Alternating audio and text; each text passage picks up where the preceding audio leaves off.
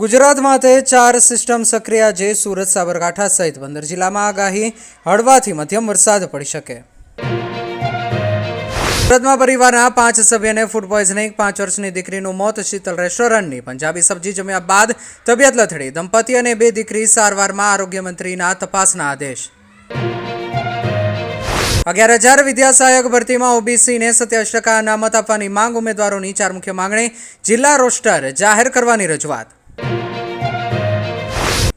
એસઓજીએ ₹1.02 કરોડના ગાંજા સાથે 2ની કરી ધરપકડ। રાજકોટનો શખ્સ 1,500 કિલોમીટર દૂર મકાન ભાડે રાખી ઓડિશાના જંગલમાંથી ગાંજાની ખરીદી કરી સૌરાષ્ટ્રમાં સપ્લાય કરતો। 19 દિવસના ઓપરેશન બાદ પોલીસને મળી મોટી સફળતા।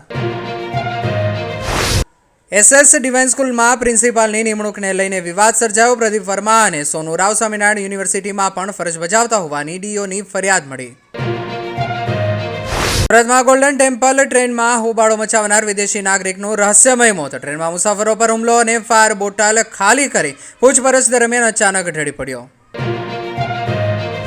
રાજકોટમાં જન્માષ્ટમી મેળાના આયોજકો માટે 15 દસ્તાવેજોની નવી એસઓપી લાગુ। દરેક રાઇડના ગેટ પર 5x5 ફૂટનું માહિતી બોર્ડ ફરજિયાત। 13 સભ્યોની કમિટીની મંજૂરી બાદ જ મળશે પરમિશન।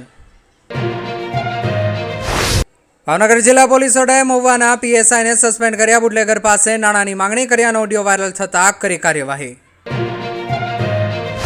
₹142.05 કરોડના ખર્ચે સ્ટ્રોમ વોટર ડ્રેનેજ પ્રોજેક્ટ તૈયાર। બોપલ ગુમામાં 2 વર્ષમાં વરસાદી પાણીનું નેટવર્ક અને 3 તળાવોમાં મુખ્ય લાઇન નખાશે।